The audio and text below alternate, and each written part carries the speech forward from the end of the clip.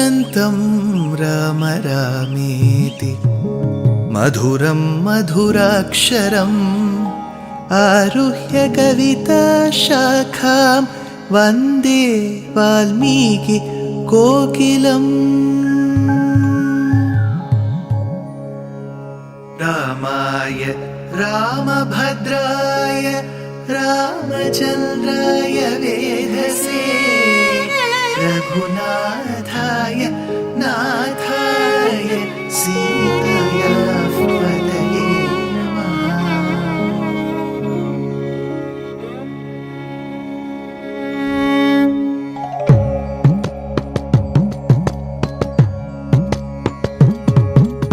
जयत्याश्रितसन्त्रास ध्वान्तविध्वंसनोदयः प्रभावान् सीतया देव्या परमव्योमभास्करः परमव्योमभास्करः।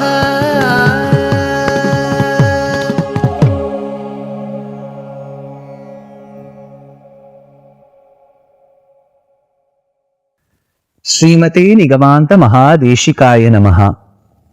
Vishwamitra Maharshi, whom we have studied earlier, from being a Kshatriya king became a Rishi, a Maharishi, a Raja Rishi and Brahma Rishi.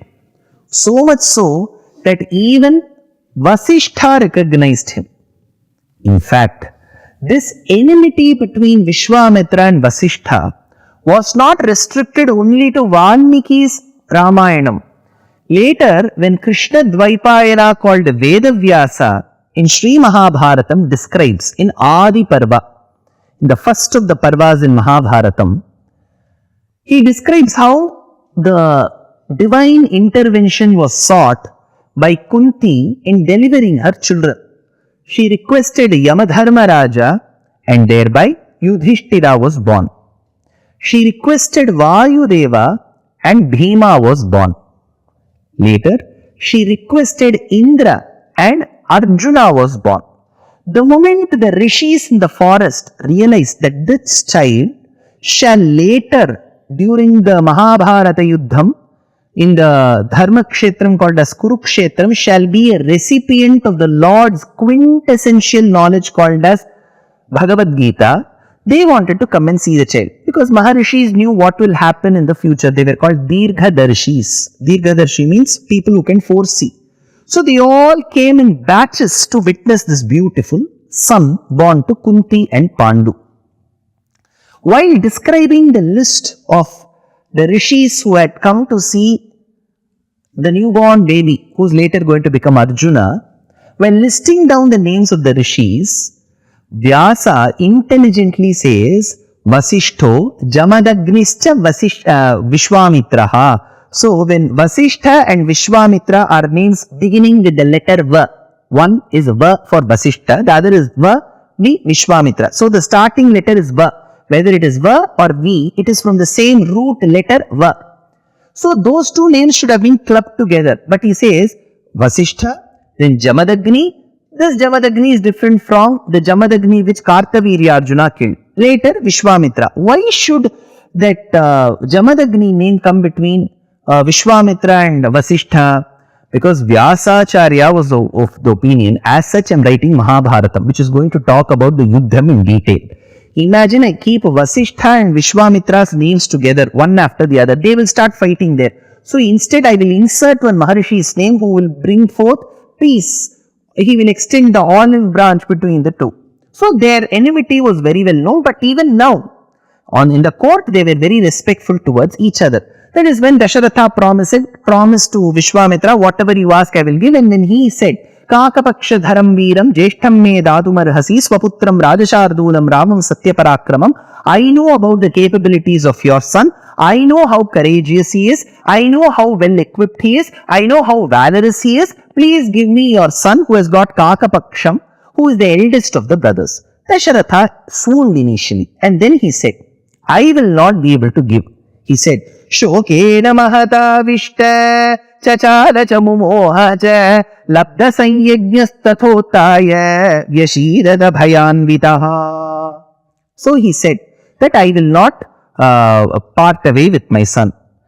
Then he said, see, I have promised that I will do whatever you want. Instead, I will come. See, I can fight really well. I have fought against Asuras in the past so many times, Vishwamitra. I will come. Ahameva dhanushpanir gopta samara murthani yavat pranan dharishyami tavadyosye nishacharai. I shall come and fight those demons who are troubling you in the sacrifice. You have wanted my son's intervention. He is too young. I shall come and experience fighting such demons. I shall come and protect your sacrifice. Vishwamitra said, why should you come? I want Rama. Jeevitum munishardula, Dasharatha said, see, if you are asking for me, I can choose to say yes or no. But you are asking for my Atma. Remember this. The right translation for the Sanskritam word Atma is not available in the current English language. It is better, even in English lectures or talks, we retain the word Atma instead of calling it soul. The word soul from the Western world is a nice word, but that doesn't mean Atma. What does Atma mean? Apnoti iti Atma, that which attains. What it wishes to attain is called Atma. Brahmavit apnoti param. If the Atma in this material body desires moksham, it performs the upayam towards obtaining moksham, it gets moksham, it receives moksham. So, it is a very powerful meaning. Apnoti iti Atma. In fact, whenever we refer to Vyasacharya, we state, Vyasam Vasishtha Naptaram Shakteh Pautram Akalmasham Parasharatmajam Vande. I now celebrate the son of Parashara. Parasharatmajam Vande Shukatatam Taponidhim. Why is he referred to as the Atmaja? The right word should have been Putra. Instead of using the word son, what does Atmaja mean? It is believed, it is a theory that the father's Atma comes in the form of the son or daughter. Please don't take it literally. It doesn't mean the Atma can be cut into 4 parts. If there are 2 daughters, 2 sons, each part is given to the daughter and son. No. It literally means that the father is born again as the son or daughter, which means the son or the daughter imbibe a lot of qualities of the father. So the son or the daughter is referred to as Atmaja or Atmaja of the father. Now coming back to this point, Dasharatha said, if you ask for me, I will come, but you are asking for my Atma, which is my dear son, how can I come? Yavat pranan dharishyami tavadyosye nishacharai jeevitum munishadula naramam netumarkasi. Oh, Vishwamitra, you should know, I cannot survive without Rama even for a moment. Yadiva raghavam brahman netum ichhasi suvrata. Netum ichhasi suvrata. So please grant me that particular boon. I can come, but my son cannot come. The moment Vishwamitra heard this, he said, you have to justify your stand, Dasharatha. Just like that, you cannot say that my son cannot come. What is the reason that you are giving? Telling that as a father I will swoon, all this will not work. Dasharatha tells, Una shodasha varsho me Ramo rajiva lochanaha na yuddha yogyatam yasya pashyami saharakshasaihi. This is a very important shloka uttered by Dasharatha Maharaja to Vishwamitra.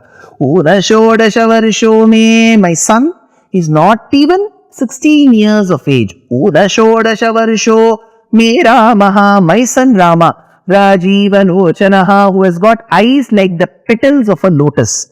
Na yuddha yogyatam yasya, he does not have the ability to fight in a particular yuddham. Pashyami saharakshasaihi, forget fighting, he cannot stand before the Rakshasas. So for this one shloka of 2 lines, 32 letters, the commentator called Govindaraja, in his commentary called Bhushanam to Ramayana, gives an exquisite meaning. It says, Dasharatha told, Chaturanga samayuktam maya cha sahitam naya. You take me with my army. Hey Vishwamitra, don't call my son. Then Vishwamitra asked, I have asked for your son. Why are you coming? Why can't Rama come? Why isn't Rama coming? Dasharatha said, Balohya krita vidyascha nacha vetti bala balam nacha astra bala sampanno nacha yuddha visharadaha. My son is very young, Vishwamitra Maharshi. He does not know how to fight, whom to fight, how to fight, how long to fight, nothing he knows. Vishwamitra said, "You are acting as if your son Rama was born yesterday. How old is Rama?" Dasharatha said, "Una shodasha varshaha." He is not even 16 years of age, slightly less than 16 years of age. Now, we have to understand this particular age of Rama.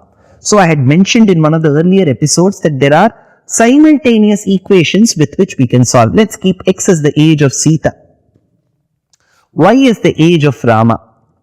Now we have to examine various statements in the same Valmiki Ramayana that appear at different instances discussing the age of Rama and Sita. The first, Dasharatha tells, "My son Rama is not even 16 years of age." Not even 16 means he could be 16 or probably, better probability is less than the age of 16.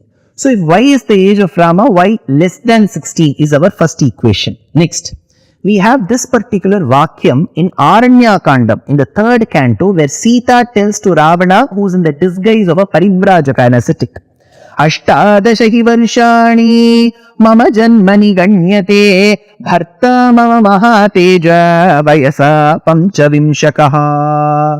Hey sannyasi, she is looking at Ravana. Ravana was in the role of a sannyasi, right? Hey sannyasi, while we left Ayodhya to the forest, I was 18 years of age. Ashtadashahi varshani. I had completed 18 years. Mama janmani ganyate. From my birth I had completed 18 years. Bharta mama mahateja vayasa panchavimshakaha. My husband had completed 24 and was running 25. Panchavimshakaha, 25 years. So X was 18. Y had just begun 25.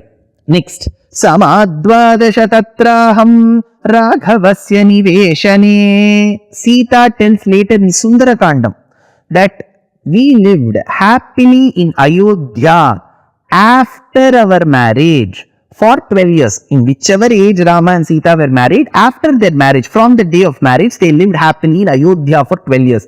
Which means in that 12 years, they were not sent on Vanavasam. Only after the completion of the 12th year, they were sent on Vanavasam. Now, with the equations, we can solve. Previous equation, what was it? She tells when we left to the forest, I was 18 years. She tells we had completed 12 years of happy married life in Ayodhya, which means 18th year she left, 12 years they were happy, 18 minus 12, 6 years she must have gotten married. Correct? Now we've got two more equations that will come to our rescue. Kaushalya, while Rama went and sought Kaushalya's intervention, he says, "Mata, my father had commanded that I should become the heir apparent, Yuvaraja, yesterday. But today there is a change in plan. I have to go to the forest for 14 years. I have come to seek your blessings." Kaushalya starts sobbing. She starts shedding tears. Tears run down her cheeks. That time she tells, out of sheer agony, she tells, "Dasha saptacha varshani tava jatasya putraka asitani prakakshantya maya dukkha parikshayam." My dear son, Dasha saptacha varshani, 10-7, which is 17 years have passed since your birth. In that case, if Sita left Ayodhya at the age of 18, she was married to Rama and lived happily in Ayodhya for 12 years prior to that. Sita must have been 6. What must have been Rama's age? Because Rama, while he goes along with Vishwamitra, father tells he is not even 16. So he could have been 16, 15 and a half, 15, 14 and a half, 14, 13 and a half, 13, 12 and a half, 12. One of the ages he could have been. Because he says, "Una shodasha varshome," slightly less than 16. So this could have been could have been the age. Correct. Now, she also tells to Ravana, when we left Ayodhya, Rama was running 25, which means he had just started turning 25 and completed 24. So he must have also lived with Sita for 12 years happily after marriage. So 24 minus 12, you will arrive at a certain number. Let's say it is 12 years. So Rama must have been at the age of 12. Sita must have been at the age of 6. But when Kaushalya tells Rama that I have waited for all this long to see you as a king, and 17 years since your birth, you are now going to the forest. How is this possible?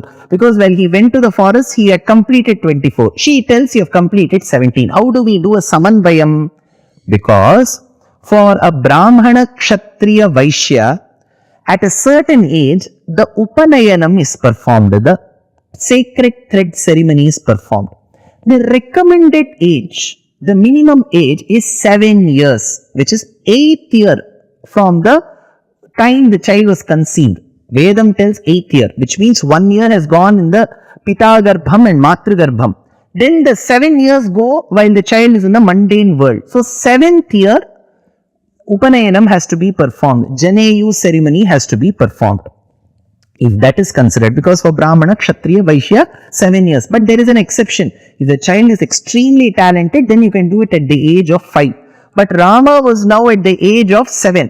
So the 7th year when Upanayanam is performed, the son, the boy who undergoes this particular Upanayanam, acquires a new birth. Thereby, when there is a new birth, new mother should come. That Gayatri Mata, that Gayatri Chandas which is taught to the child becomes the mother. So, Gayatri Mata, that mantram is the mother and the child undergoes a birth. So, even if the child is 7 years of age, if you count that particular day as the rebirth from Gayatri Mata, then from 0, you have to add that 7, which means Rama left Ayodhya while he was turning 25. Which means 24 years were completed. You minus that 7 years, which is Upanayanam ceremony, you will get 17. So, Kaushalya had counted from the date of Upanayanam. Next, we also have Maricha Vakyam to Rama. Now, Vishwamitra comes, escorts Rama to the forest, he drives away Maricha, then goes marries Sita. So, all this happened in a week's time. So, Rama must have remained in the same age at that point in time. So, he was married to Sita while he was 12. He killed Maricha also while he was 12. How do we know? Maricha tells this to Ravana. Balo dvadasha varshoyam makritas tatra tacha Ragavaha, who comes in the clan of Raghu, that Rama hit me and pushed me to this state while he was 12 years of age. So Rama was 12 years of age while he pushed me, says Maricha to Ravana. Sita tells we lived happily in Ayodhya for 12 years after marriage. She also tells while we left to the forest, I was 18 and he had completed 24 and started becoming 25. Correct. Next, we also have Dasharatha who tells that my son is not even 16 years of age. And then we have Sita Vakyam, Maricha Vakyam, and we have Kaushalya Vakyam in Ayodhya Kandam telling that I waited for 17 years from your birth, where she counts from Upanayanam. So 17 plus 7, you will arrive at a number. So from all this we can state, when Vishwamitra put forth his request to Dasharatha, Rama was 12 years of age. Dear Astika reader, I am happy to be authoring a 2-part book on the Ramayana in English. The first part is slated for release in the year 2024. The book aims to recreate and retell the Ramayana of Valmiki, conforming to the ancient commentaries and other allied literature. To receive notifications of the book release, kindly register with www.deshikadaya.org/books. Namaskaram.